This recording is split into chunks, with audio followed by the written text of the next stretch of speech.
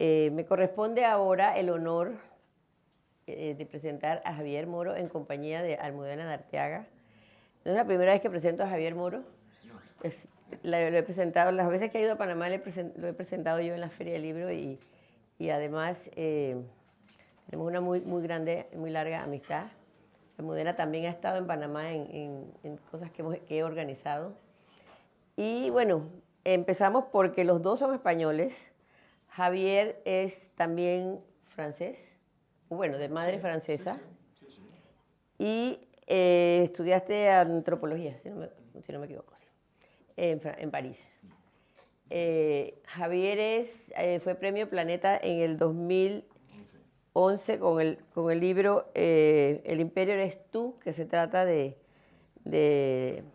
imperio en Portugal, y bueno, en Portugal y Brasil, cómo fue a Brasil.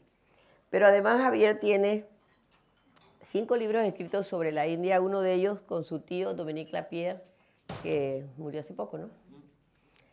Y en total tiene unas 12 novelas. No tiene unas, tiene 12 novelas.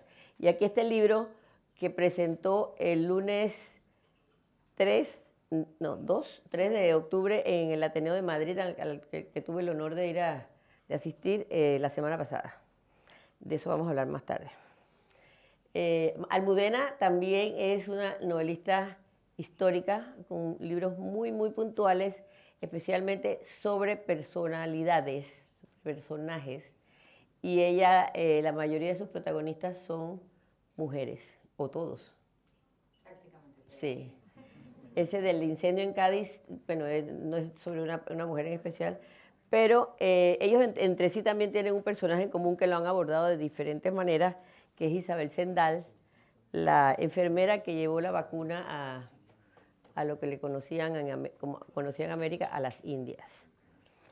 Voy a empezar por decir que Javier tiene una constante en sus libros, y es que la mayoría de sus personajes también son mujeres.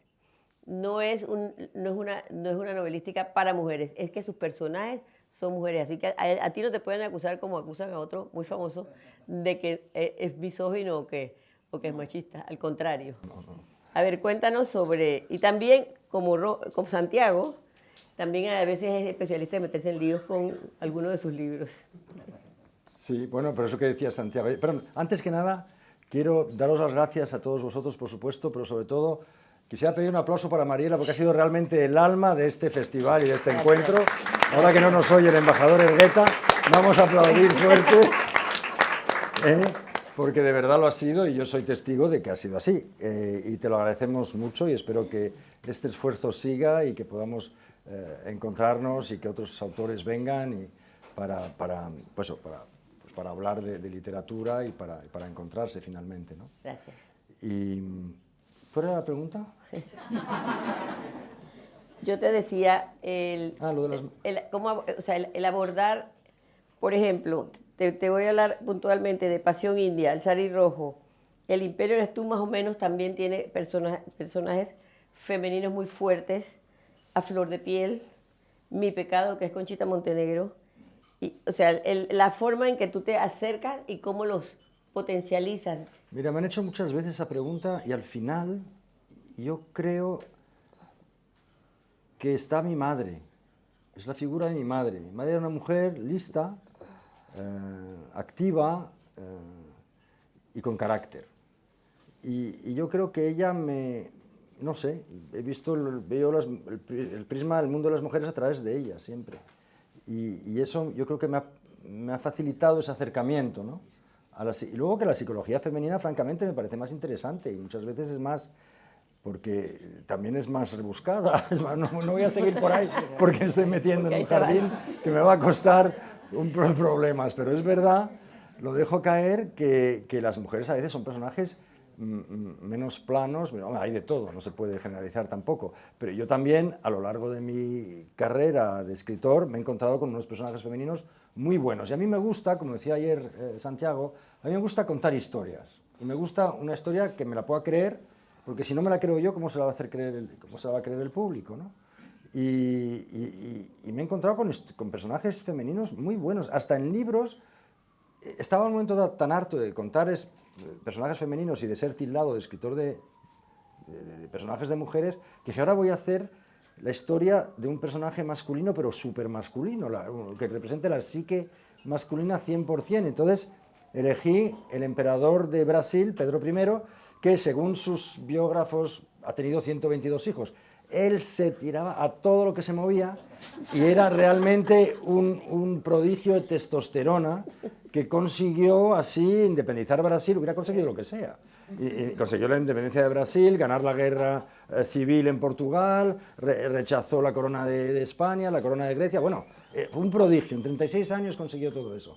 Y entonces yo, después de haber escrito El Sari Rojo, que era la historia de Sonia Gandhi, después de haber escrito la historia de la princesa Capurtala, digo, ahora una historia de tíos. Y claro, pero es que este tío tuvo dos amores, que son dos personajes femeninos buenísimos. Uno de ellas, la emperatriz Leopoldina de Austria, la hija del emperador de Austria, que era lo más sofisticado de la época, lo más moderno. O sea, no llevaba sujetador, por ejemplo, que en la época ya no estaba mal. Le gustaban los insectos, los lepidópteros. Y ella hace ese viaje de Austria a Brasil para conocer al hombre con el que la casan. Y claro, ella no podía imaginar, en su mentalidad, por muy moderna que fuera, que Dios y su padre se habían equivocado. Entonces llega enamorada de alguien que no conoce, solo por lo que conoce por una imagen. Y claro, y llega y cae en los brazos de Pedro I de Brasil, que era una bestia. Era una bestia humana, vamos, y que la ve, y ella le saca la caja del lepidóptero, se la abre, y claro, eso a él no le pone nada. Y dice, Dios mío, ¿qué es esto? Esta es mi mujer. Y claro, ahí empieza el calvario sentimental de ella, que como lo escribió a su hermana, y conseguí esas cartas, pude reconstruirlo en el libro. Y claro, ahí da un personaje formidable, claro, era muy moderna por una parte, pero por otra parte era de la monarquía, ella se debía a la monarquía y no podía entender que Dios se hubiera equivocado. Y sí se había equivocado. Sí, pero claro, iba ganando, te ganaba el terreno ella, el Claro. personaje de ella ganaba más terreno. Entonces, exactamente, el personaje de ella de repente empieza a vibrar, a vivir por eso, que es una cosa mágica en Pero íbamos a hablar de viajes. Sí, bueno, acabamos de hablar del viaje de Leopoldina. Ahora vamos, la temática de este coloquio iba a ser hablar de viajes, pero bueno, todo esto es un viaje y también es un viaje por los libros y por la literatura de ambos escritores muy, muy reconocidos en sus países y afuera también. Pero, ¿la otra cuál era? La esclava, ¿no? No, la otra era la marquesa de Santos, la amante. Y la amante tuvo una historia estupenda porque acabó siendo una mujer que después de que él se muriese, se fuese de regreso a Portugal, fue una gran benefactora. La primera casa para mujeres abandonadas la hizo ella en Sao Paulo. Fue una mujer muy curiosa. ¿Y él las sentaba a la mesa juntas? Porque, por ejemplo, el conde duque de Olivares lo hacía con su mujer y su amante. Ya, yo conozco gente muy próxima también que lo hace. Pero, y no en otro siglo. Y no en otro siglo, pero no se atrevía, ¿no? Él miraba por el catalejo cómo se desnudaba la marquesa de Santos desde la habitación que compartía con Leopoldina. Y tenía un catalejo y le había colocado en un palacete que le había construido, que hoy se puede ver, se puede visitar, y él la miraba y le decía, ponte desnuda en la ventana a tal hora y yo te miro. Y así. Era muy curioso el personaje, eran cosas que no se pueden inventar, esos personajes. Sí. Formidable el poder caer con historias así, ¿no? Pero tú con Brasil también tenías, anteriormente tuviste un vínculo con Senderos de Libertad. Sí, ese era el otro Brasil, el Brasil que los brasileños detestan ver, además, que sí, los brasileños del sur, ¿no? Que es el Brasil de la selva, el Brasil de los pobres, el Brasil de los sindicalistas acribillados, de los sin tierra, sí.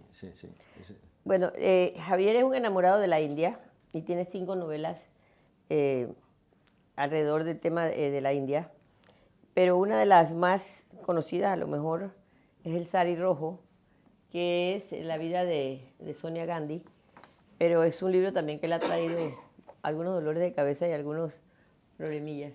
Sí, por eso ayer cuando Santiago contaba que, claro, los libros basados en historias reales y sobre gente que está viva, siempre, yo por experiencia siempre traen problemas, pero muchos además, y bueno, pues hay que lidiar con ellos.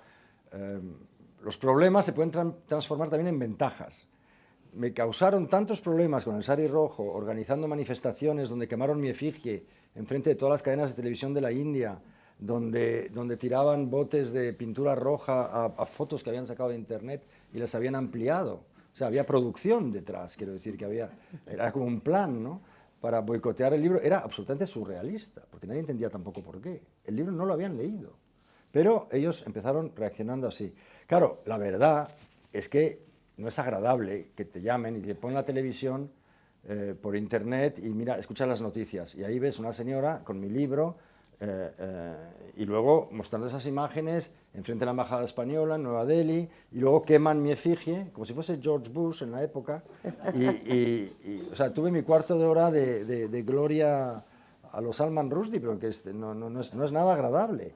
La parte agradable llegó más tarde. Hicieron tanto barullo, tanta publicidad al libro, que cuando por fin salió, fue un bestseller bestial en la India. Porque claro, ahí soy conocido como el autor de Pasión India. Entonces yo les agradecí al final, oficialmente y públicamente, la publicidad que me habían hecho. Digo, son ustedes estupendos porque no querían saber nada de este libro y sin embargo han montado tal lío que han convertido el libro en un éxito tremendo. Es que no hubiera podido soñar mejor campaña de publicidad, ¿no? Bueno, y para los que no saben quién es Sonia Gandhi, puedes contarle también cómo te acercaste a ella y cómo dijo ella que ella no iba a leer nada que escribiera. No, ella es un personaje formidable, Sonia Gandhi, porque es una mujer que no tenía ninguna ambición. Es italiana. Italiana, que se casa con el hijo de la primera ministra, el hijo de Indira Gandhi, y hace un pacto con él de nunca meternos en política. Él tampoco tiene ambición política, él es piloto de aviación.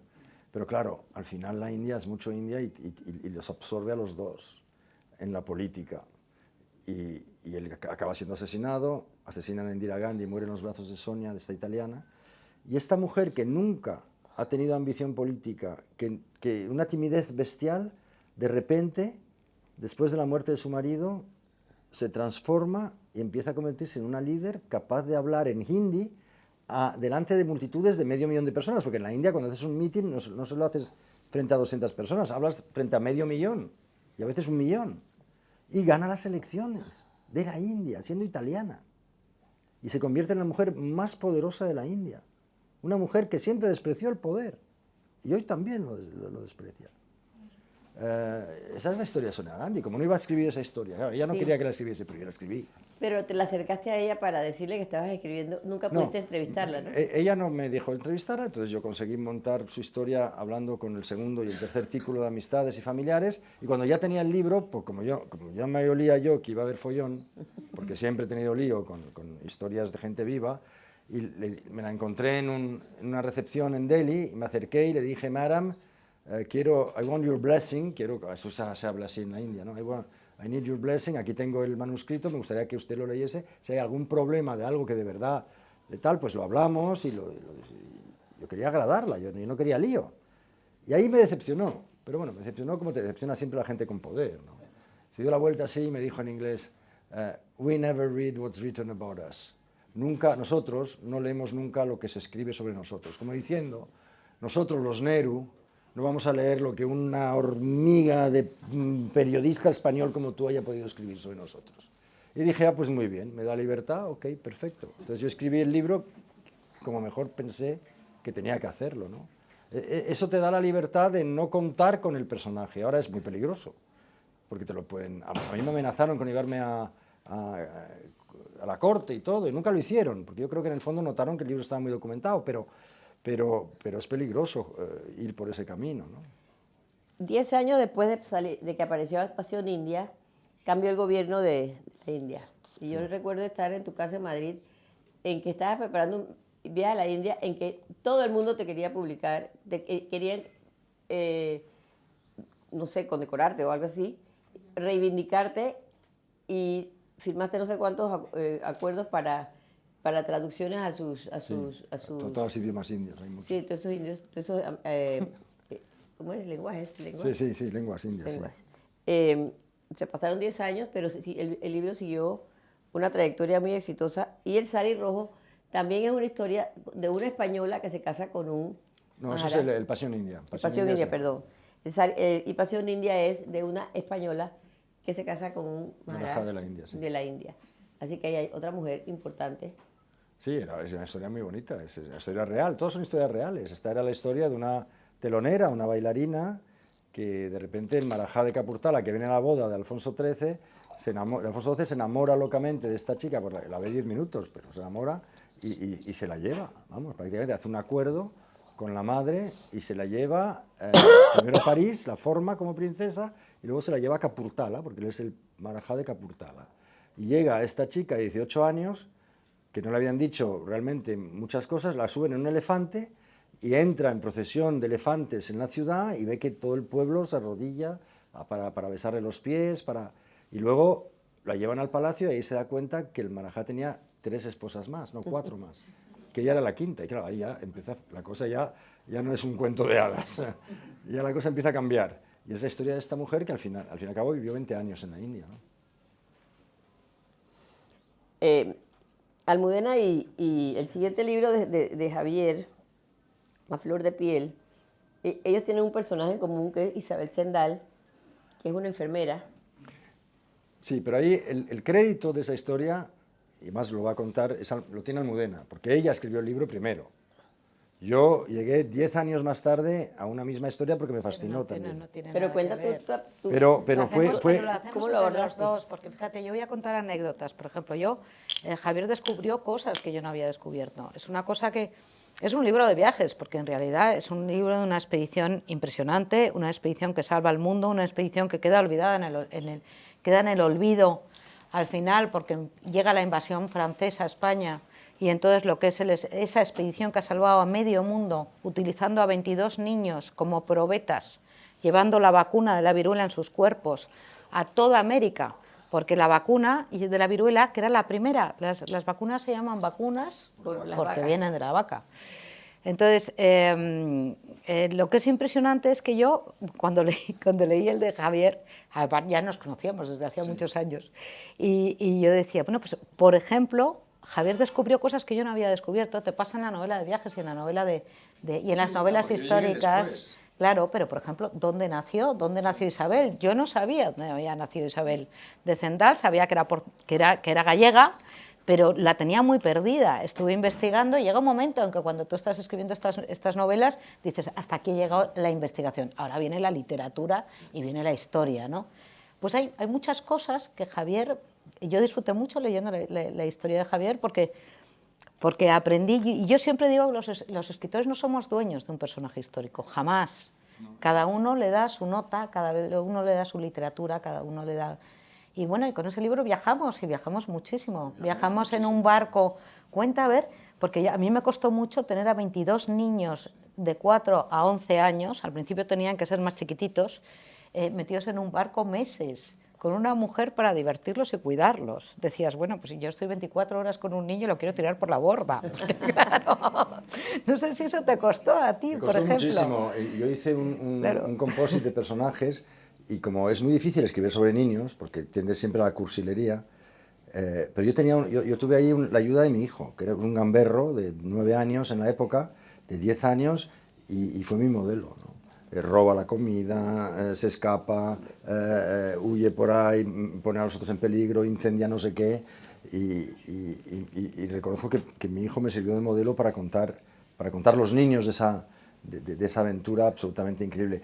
Lo que sí yo me di cuenta, después de haber escrito el libro, aparte de lo que se descubrió de Isabel Zendal y tal, que eso, además yo no lo descubrí un amigo periodista, sé, pero porque yo ya lo hemos utilicé, hablado de este tema juntos alguna vez, sí. Lo que yo descubrí es que los ingleses inventaron la vacuna, pero el doctor Balmis y esa expedición inventó la vacunación, que es otra cosa, que es aplicar el invento para salvarnos de las enfermedades. La primera vacunación masiva se hace en América del Sur y lo hacen por las indicaciones de Balmis y las juntas de vacunación y crean un sistema por el cual van enseñando a vacunar hasta en las aldeas más perdidas de la Amazonía. Y dicen al cura que, oiga, pues paralelamente a su cuaderno de bautismo, usted tiene que leer el cuaderno de vacunación. De manera que todo está textualmente, todo hijo de español, de indígena, de zambo, de tal, tiene que estar vacunado al nacer. Eso es... eso salva muchísimas vidas. No, Y si hoy estamos todos aquí es porque en esa época inventamos. Y no hemos podido entrar a ver Topkapi por la cantidad de gente que había, ¿no? Y eso me hace pensar en los viajes y cómo el sobreturismo puede acabar cargándose lo propio que intenta promocionar, ¿no? Lo que intenta defender. Porque era realmente imposible entrar. Y claro, luego te dices, ¿para qué voy a hacer una cola de 2 horas y luego me meto en mi pantalla de ordenador y tengo la reproducción perfecta de todo esto que hay aquí dentro, ¿no? O sea, viajar ha cambiado tanto. Viajar no tiene nada que ver con lo que era, pero hace 10 años. Y ya no digamos en mi infancia. Cuando iba con mi padre, que me llevaba a Asia, el avión se paraba en Estambul, ya olía a Oriente aquí. Luego se paraba en la India, olía a la India, en la escala. Llegabas a Bangkok y no había luz, estaban durmiendo ahí. O sea, era un mundo muy, muy distante. Cuando tenías que llamar collect call, a cobro revertido, para decir, mamá, estoy bien, te cuelgo porque esto cuesta muy caro, adiós. Pero son Clac. los libros de viajes, Javier. Estábamos Eso se ha hablando de acabado. Javier Reverte, de cómo Claro. es que yo viajé a África leyéndome un libro de Javier Reverte, uno de los más bonitos suyos, y leía cada capítulo el día anterior de vivirlo, anterior a vivirlo. Y esos son... Yo creo que son los libros de viajes más maravillosos. Yo lo recuerdo, luego le conocí, fue amigo mío antes de morir, y se lo comentaba siempre, le decía, Javier, es que yo vi un África, lo veía antes de una manera y luego lo vivía de otra. Todavía mucho más intensamente, porque ya había estado en el lugar sin haberlo pisado, ni haberlo vivido, ni haberlo respirado. Entonces, los libros de viajes lo tienen. Lo que hacemos tú y yo son otro tipo de libro de viajes, porque en realidad lo nuestro no son libros de viajes, son libros de un viaje. Yo hago viajes al pasado, viajes al sentimiento, viaje al perfil del personaje, viaje a cada lugar. Gisbert Haefs, por ejemplo, a mí me decía, yo le decía, Gisbert, tú escribiendo sobre la época romana te trasladas a los lugares, y él me decía, yo desde Alemania no me traslado. Leo mucho sobre ello, pero no me traslado a los lugares porque ya me ha pasado. Yo voy a Gerasa y Gerasa no tiene nada que ver con lo que era en el momento en que yo estoy reproduciendo la novela o en el momento que estoy diciendo, ¿no? O me voy a Tánger o me voy al lugar que quieras ir del mundo, ¿no? Entonces, yo creo que los libros de viajes pueden ser de muchas maneras. La novela histórica o tu novela, ese Nueva York de tu arquitecto, es un libro de viaje en sí mismo que nadie podrá vivir de nuevo, porque habrá mucho edificio que haya cambiado también, ¿no? Un libro de viajes, pero la literatura de viajes, el valor que tiene es que es un retrato de un momento concreto. O sea, un libro de viajes de Paul Theroux, por ejemplo, a la India en el año 85, no tiene ya nada que ver la India del año 85 con el libro que escribió él. Nada, absolutamente nada la India de hoy. Pero tiene que ver, es un retrato perfecto de ese tiempo, de ese momento. La literatura de viajes en ese sentido está muy enmarcada en su tiempo. Pero lo que decía yo es que hoy en día, a ver, el otro día estoy viendo tigres en una reserva en la India, suena el teléfono y es el fontanero de Madrid, que me dice, que no me ha dejado la llave, ¿cómo entro para arreglar la gotera? Y cuajados Sí. de sentidos. Lo que El otro decíamos, día cuajados de me sentidos. echó una bronca mi contertulia, estábamos en una mesa redonda así, hablando de viajes, y claro, yo le dije, yo conocí los templos de Angkor en el año 92, todavía había fuego de mortero, estaba solo. Me alquilé una bicicleta y yo me metí en el Taprom, en el Bayón, en esos templos maravillosos, solo. Y para mí fue una experiencia casi mística, lo de estar solo por ahí. Esos templos cubiertos de lianas, fue maravilloso. Tan maravilloso que he querido llevar a mis hijos. Y los he llevado hace como 5 o 6 años. Y me encontré de repente que eso se había convertido en Disneylandia. Y había chinos por todas partes. Entrabas en un templo, había como 1000 chinos en el templo que salían por los agujeros, por tal. Y claro, se me ocurrió decir en aquella mesa redonda que no podía más de tanto chino, ¿no? En Angkor. ¿Cómo? ¿Es que los chinos no tienen derecho a viajar? No, claro, no quería decir eso. Y me tocó la gran bronca que los indios, los chinos, que claro, ahora entraban ellos, les tocaba ahora a su turno salir, viajar. O sea, yo digo, bueno, y cuando esté todo tan lleno que no quepamos en un monumento, ¿qué hacemos? ¿Cómo? Es verdad que parece una cosa como burguesa, ¿no? El decir, no, a mí me gustaba cuando no había nadie. Claro, y lo es, no lo niego. Pero también es verdad que este sobreturismo va a acabar con el placer del turismo. Puede ser su propia cicuta, vamos, su propio veneno. Lo que nos ha pasado hoy. Yo quisiera que Almudena nos dijera un poquito de tus libros. ¿Cuántas novelas has publicado ya? 22. 22 novelas. La mayoría son protagonistas mujeres, ¿no? Todo mujeres. La última hizo el viaje tan bonito, La Virreina, que hablé ayer, la Virreina criolla, sí. Emigrante también, virreina pues eso es virreina, en México. Vivió absolutamente una historia de piratas.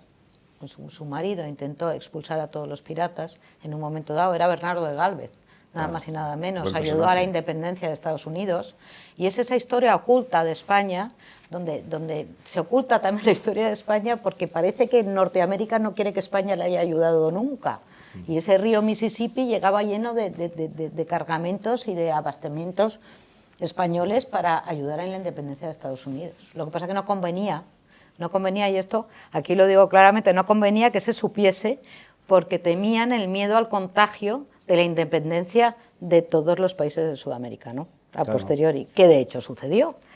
Pero esta mujer viajó y se amoldó, y al lado de su marido, ella nace en Nueva Orleans, en una familia poderosísima, y acaba siguiendo la Cuba, llegando a España, conociendo España, que era la patria de su marido, acaba en México como virreina y vuelve a España, donde es bastante denostada. Es una mujer que viaja sin parar, y viaja de verdad en esas circunstancias que decimos, en esos barcos que no podías prevenir, me saco un billete hoy y mañana estoy en la otra parte del mundo.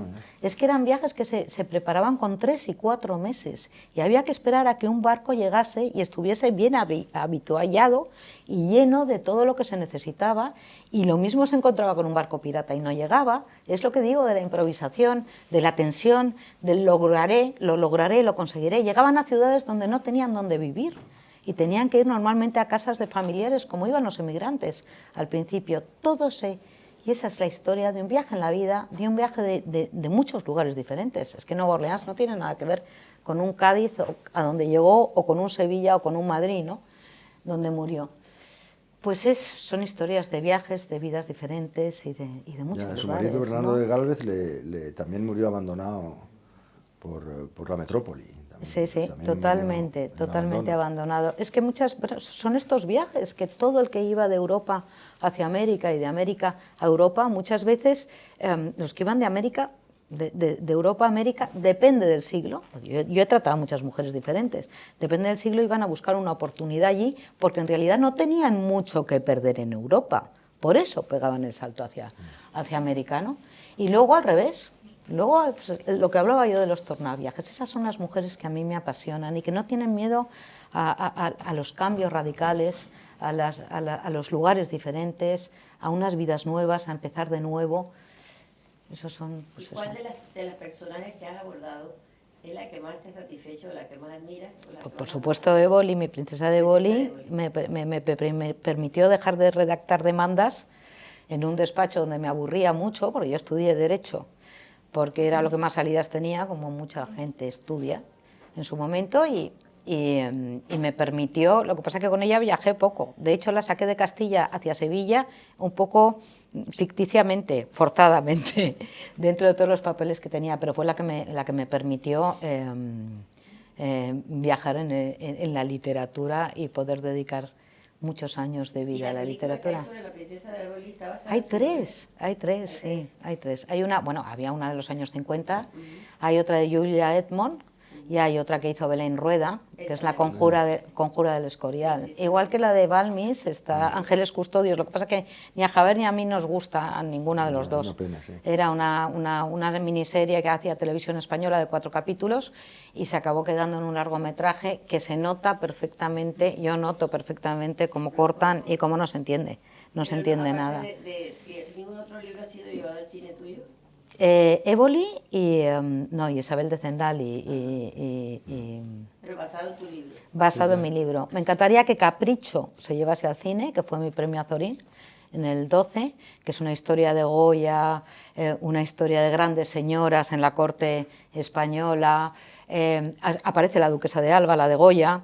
aparece Boccherini tocando el piano. Es la historia de una mujer, es la historia de una mujer muy frívola, de la alta sociedad, con una mujer tremendamente culta, que tiene todo para tener a sus hijos, pues a Boccherini enseñando piano a tocar el violín a sus hijos, igual tiene en el teatro a los mejores actores del momento, igual trae de Francia al mejor diseñador de jardines, pero era una mujer tremendamente culta y lo supo hacer. Bueno, de hecho hay muchas, la duquesa de Osuna, que está la podemos ver perfectamente en la condesa duquesa de Benavente, se llamaba, tenía 30 títulos.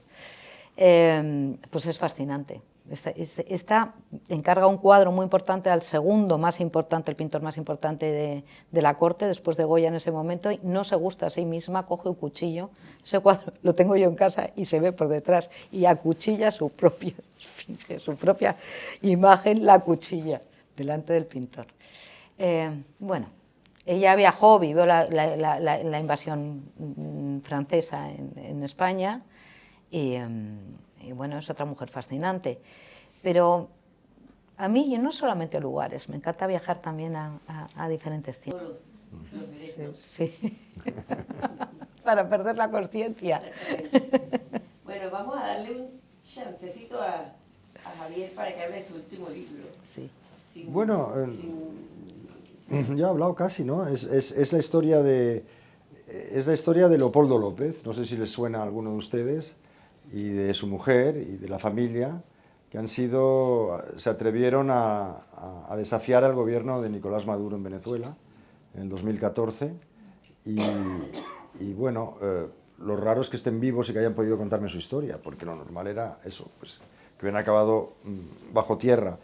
Y yo los conocí cuando acababan de llegar al exilio en Madrid, y me contaron una historia que me parecía que tenía que ser contada, porque la historia de las víctimas del madurismo no se ha contado. No está todavía. Y yo vi que ahí, faltan muchos además, pero yo vi que ahí había un hueco que había que contar, y ellos estaban deseando contarla. He contado la historia de ellos, y no he querido meterme lo mínimo, es la voz de ellos, es la verdad de ellos, que viene por supuesto a chocar de frente con la verdad chavista, que cuenta otra historia y otra película. Y bueno, pues pero no es una novela entonces. Bueno, es que es una novela de no ficción, no es una novela, en el sentido en que no hay nada inventado.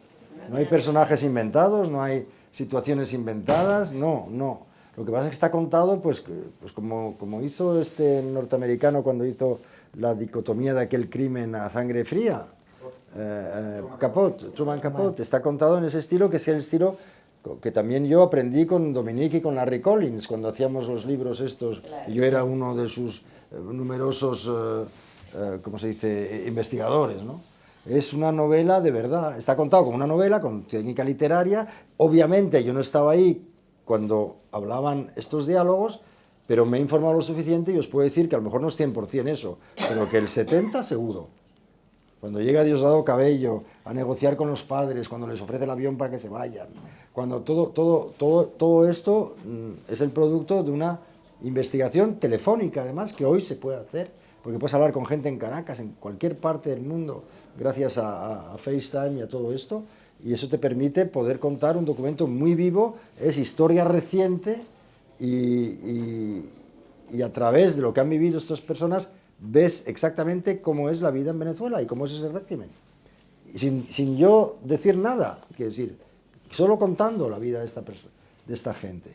Javier presentó el libro por primera vez el lunes pasado, el lunes 3, ¿y cuántas presentaciones ha hecho ya? 3 o 4 hemos hecho. Ha habido una muy emocionante para los venezolanos en Madrid. Claro, se ponen a llorar, se les emociona, porque es su historia en el fondo. Es su historia, es su verdad, y ellos han vivido mucho. O sea, a ver, hay 8 millones de venezolanos que han dejado el país en los últimos años. 8 millones es más de 1/3 de la población de Venezuela. Es la mayor migración sin causa de guerra que existe. Que no ha habido una guerra. Que todavía haya gente que defiende ese régimen, a mí me parece también un poco una locura. Hay gente que intenta todavía blanquearlo. Y en el gobierno de España, quiero decir, no gente por ahí. Y me parece increíble, porque ¿qué más quieres que te diga? ¿Qué es lo que...? Claro, ellos dicen todas las sanciones. No, lo han fastidiado mucho antes de las sanciones, estaba todo arruinado. y la represión es peor y todo va peor en ese régimen. Pero lo bonito, lo humano, lo que a mí me ha emocionado es el intento de acabar con ello. Y hay un señor que en vez de haberse ido con la familia a Miami en un momento dado de su vida, cuando lo acusan de crímenes que no cometió, dijo, no, no, yo no lo hice, yo soy inocente y me quedo aquí y me enfrento al régimen, sabiendo que le meterían en la cárcel. Le condenaron a 14 años de cárcel y le metieron, estuvo 7 años detenido, 4 en la cárcel, 3 en casa por cárcel, y en la cárcel sometido a tortura psicológica importante porque le tenían aislado y le quisieron quebrar, y cómo él consigue que no le quiebren.